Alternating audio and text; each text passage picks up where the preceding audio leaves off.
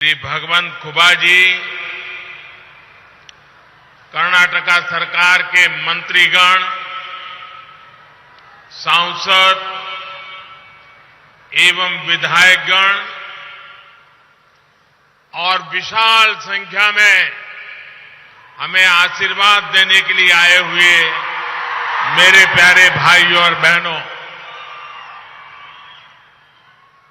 कर्नाटकದ ಎಲ್ಲ ಸಹೋದರ ಸಹೋದರಿಯರಿಗೆ ನನ್ನ ವಂದನೆಗಳು।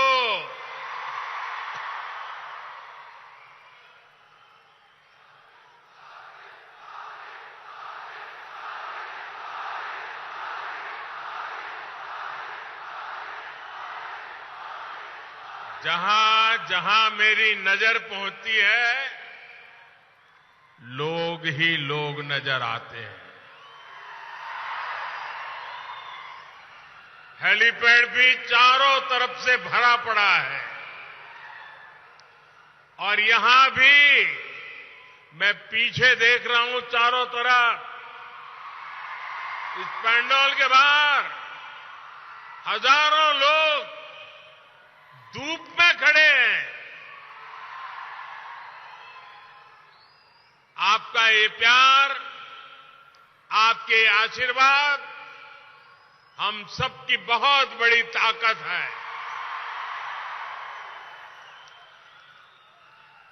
साथियों, यादगीर एक समृद्ध इतिहास को संजोए हुए है। रट्टीहल्ली का प्राचीन किला हमारे अतीत, हमारे पूर्वजों के सामर्थ्य का प्रतीक है। हमारी परंपरा, हमारी संस्कृति और हमारी विरासत से जुड़े अनेक अंश, अनेक स्थान हमारे इस क्षेत्र में मौजूद है। यहां उस सुरापुर रियासत की धरोहर है जिसे महान राजा वेंकटप्पा नायक ने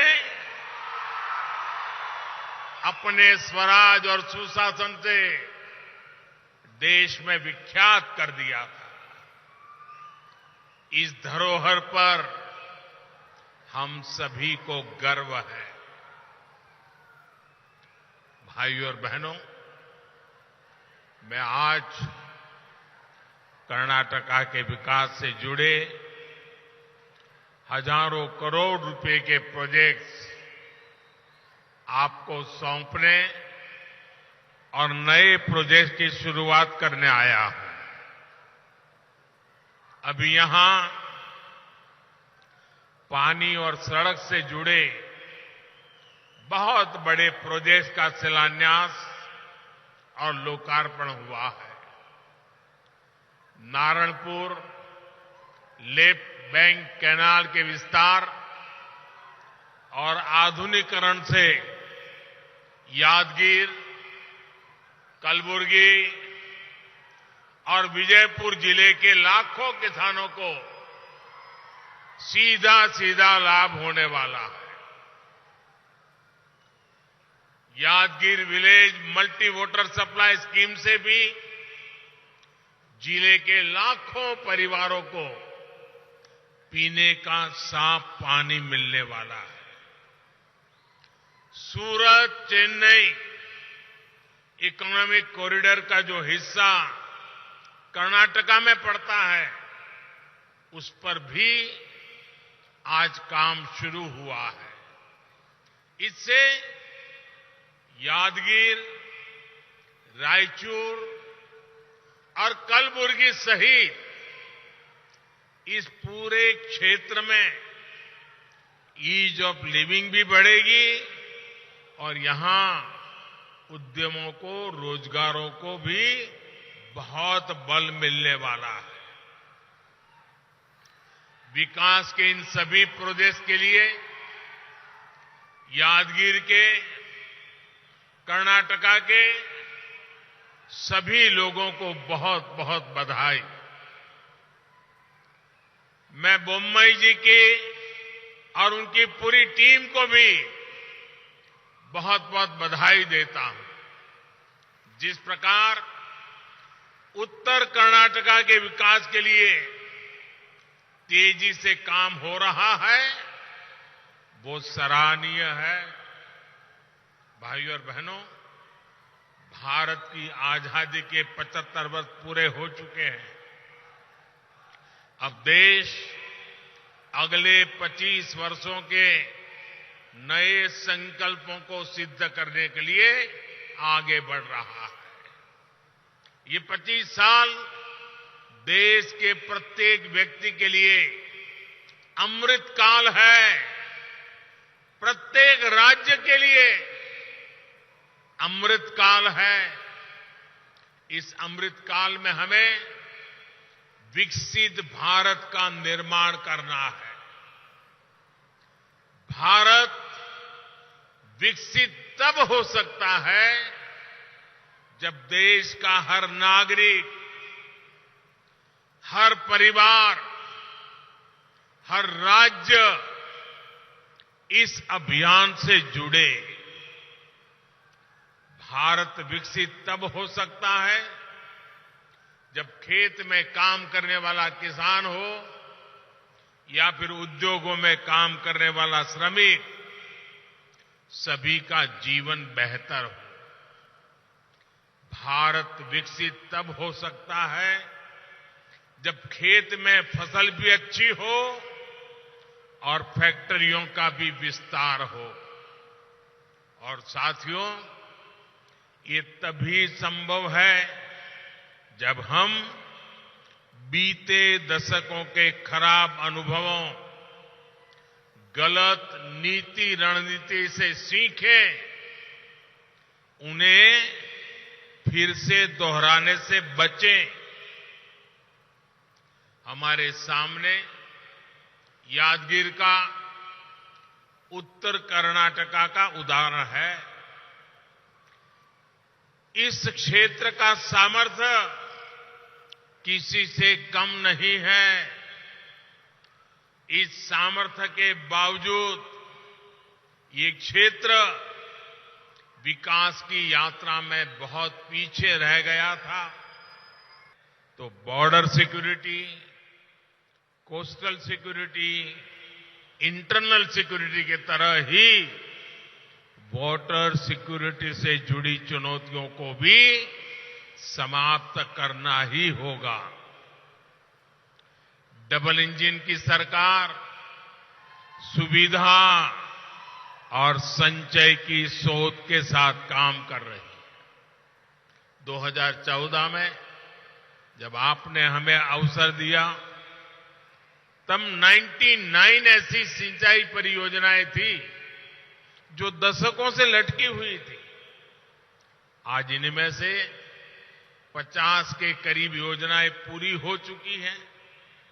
हमने पुरानी योजनाओं पर भी काम किया और जो संसाधन हमारे पास पहले से थे, उनके विस्तार पर भी बल दिया।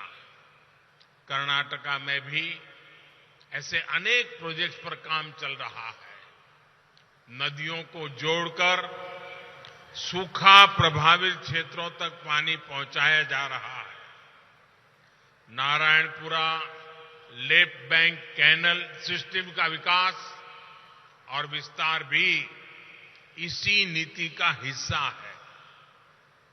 अब जो नया सिस्टम बना है, जो नई तकनीक इसमें जोड़ी गई है, उठाते हुए कर्नाटका को देश में निवेशकों की पहली पसंद बनाने के लिए आगे बढ़ रही है। केंद्र सरकार बुनकरों को मुद्रा योजना के तहत मदद देती है। वहीं कर्नाटका सरकार महामारी के दौरान उनका ऋण माफ करती है और उन्हें आर्थिक सहायता भी देती है। तो हुआ ना डबल इंजन का, यानी डबल बेनिफिट। साथियों, आजादी के इतने वर्षों बाद भी अगर कोई व्यक्ति वंचित है, कोई वर्ग वंचित है, कोई क्षेत्र वंचित है, तो उस वंचित को हमारी सरकार सबसे ज्यादा वरीयता दे रही है। और वंचितों को वरीयता, ये है हम लोगों का कार्य करने का राह है, संकल्प है, मंत्र है। हमारे देश में दशकों तक करोड़ों छोटे किसान भी हर सुख सुविधा से वंचित रहे। सरकारी नीतियों में उनका ध्यान तक नहीं रखा गया। आज यही छोटा किसान देश की कृषि नीति की सबसे बड़ी प्राथमिकता है। आज हम किसान को मशीनों के लिए मदद दे रहे हैं, ड्रोन जैसी आधुनिक टेक्नोलॉजी की तरफ ले जा रहे हैं, नैनो यूरिया जैसी आधुनिक खाद उपलब्ध करा रहे हैं। वहीं दूसरी तरफ प्राकृतिक खेती को भी प्रोत्साहित कर रहे हैं। आज छोटे किसान को भी किसान क्रेडिट कार्ड दिए जा रहे हैं। छोटे किसान, फिर भूमिहीन परिवारों को अतिरिक्त आय हो, इसके लिए पशुपालन, मछली पालन, मधुमक्खी पालन, उसके लिए भी मदद दी जा रही है। भाइयों और बहनों, आज जब मैं यादगीर आया हूं तो कर्नाटका के परिश्रम किसानों का एक और बात के लिए भी आभार व्यक्त करूंगा। ये क्षेत्र दाल का कटोरा है। यहां की दालें देश भर में पहुंचती है। बीते 7-8 वर्षों में अगर भारत ने दालों के लिए अपने विदेशी निर्भरता को कम किया है, तो इसमें उत्तर कर्नाटका के किसानों की बहुत बड़ी भूमिका है। केंद्र सरकार ने भी इन 8 वर्षों में किसानों से 80 गुना अधिक दाल एमएसपी पर खरीदी। 2014 से पहले जहां दाल किसानों को कुछ 100 करोड़ रुपए मिलते थे, वहीं हमारी सरकार ने दाल वाले किसानों को 60,000 करोड़ रुपए दिए हैं। अब देश खाद्य तेल में आत्मनिर्भरता के लिए भी विशेष अभियान चला रहा है। इसका लाभ भी कर्नाटका के किसानों को जरूर उठाना चाहिए। आज बायोफ्यूल, इथेनॉल के उत्पादन और उपयोग के लिए भी देश में बहुत बड़े स्तर पर काम चल रहा है। सरकार ने पेट्रोल में इथेनॉल की ब्लेंडिंग का लक्ष्य भी बढ़ा दिया है। इससे भी कर्नाटका के गन्ना किसानों को बहुत लाभ होने वाला है। साथियों, एक और बड़ा अवसर आज दुनिया में पैदा हो रहा है, जिसका लाभ कर्नाटका के किसानों, विशेष रूप से छोटे किसानों को जरूर होगा। भारत के आग्रह पर संयुक्त राष्ट्र ने, यूनाइटेड नेशन ने इस वर्ष को इंटरनेशनल ईयर ऑफ मिलेट घोषित किया है। कर्नाटका में ज्वार और रागी जैसे मोटे अनाज की बहुत पैदावार होती है। अपने इस पौष्टिक मोटे अनाज की पैदावार बढ़ाने और इसे विश्व भर में प्रमोट करने के लिए डबल इंजन सरकार प्रतिबद्ध है। मुझे विश्वास है कि कर्नाटका के किसान इसमें भी अग्रणी भूमिका निभाएंगे। भाइयों और बहनों, उत्तर कर्नाटका की एक और चुनौती को हमारी सरकार कम करने का प्रयास कर रही है। ये चुनौती है कनेक्टिविटी की। खेती हो, उद्योग हो या फिर पर्यटन, सभी के लिए कनेक्टिविटी उतनी ही जरूरी है। आज जब देश कनेक्टिविटी से जुड़े इंफ्रास्ट्रक्चर पर बल दे रहा है, तो डबल इंजन सरकार होने के कारण कर्नाटका को भी इसका अधिक लाभ मिल पा रहा है। सूरत, चेन्नई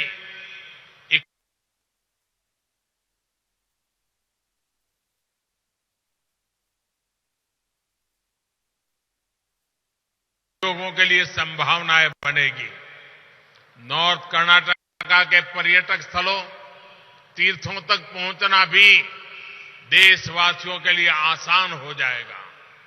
इससे यहां युवाओं के लिए रोजगार और स्वरोजगार के हजारों नए अवसर बनेंगे। इंफ्रास्ट्रक्चर और रिफॉर्म पर डबल इंजन सरकार के फोकस के कारण कर्नाटका निवेशकों की पसंद बन रहा है। भविष्य में ये निवेश और बढ़ने वाला है, क्योंकि भारत में निवेश को लेकर पूरी दुनिया में उत्साह है। मुझे विश्वास है कि नॉर्थ कर्नाटका को भी इस उत्साह का भरपूर लाभ मिलेगा। इस क्षेत्र का विकास सबके लिए समृद्धि लेकर आए, इसी कामना के साथ फिर एक बार इतनी बड़ी तादाद में आकर के हमें आशीर्वाद देने के लिए मैं आपका धन्यवाद करता हूं और इस अनेक अनेक विकास की योजनाओं के लिए आपको बहुत बहुत बधाई देता हूं। भारत माता की, भारत माता की, भारत माता की बहुत बहुत धन्यवाद।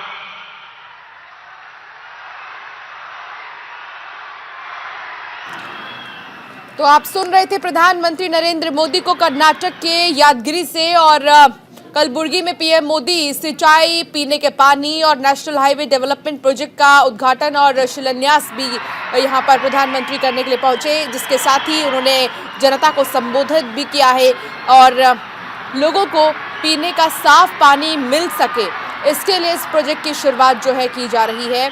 इतना ही नहीं, आपको बता दें कि कोडेकल में जल जीवन मिशन के तहत भी कई सारे प्रोजेक्ट्स जो हैं उनको लॉन्च किए गए हैं। इस योजना के तहत हम कह सकते हैं कि 117 MLD का एक वाटर ट्रीटमेंट प्लांट बनाया जाएगा, जिसकी लागत करीब 2050 करोड़ रुपए होगी। तो प्रधानमंत्री के वो बात आपको दिखा रही हैं। पीएम ने कहा है कि कर्नाटक की धरोहर पर हमें गर्व है। उत्तर कर्नाटक में विकास का काम लगातार चल रहा है, आगे भी किए जाएंगे। किसानों के प्रोजेक्ट से फायदा होगा, जो कितने किसान हैं जितने भी, उनको इन प्रोजेक्ट से फायदा होगा। जल सुरक्षा से जुड़ी चुनौतियों को खत्म करना ही लक्ष्य है। डबल इंजन मतलब डबल तेजी से विकास, ये प्रधानमंत्री नरेंद्र मोदी ने अपने संबोधन में कहा है। तो ये वो बड़ी बातें हैं प्रधानमंत्री नरेंद्र मोदी की, जो वो कहते नजर आए जब वो जनता को संबोधित कर रहे थे और भारी संख्या में जो लोग हैं वो यहाँ पहुंचे।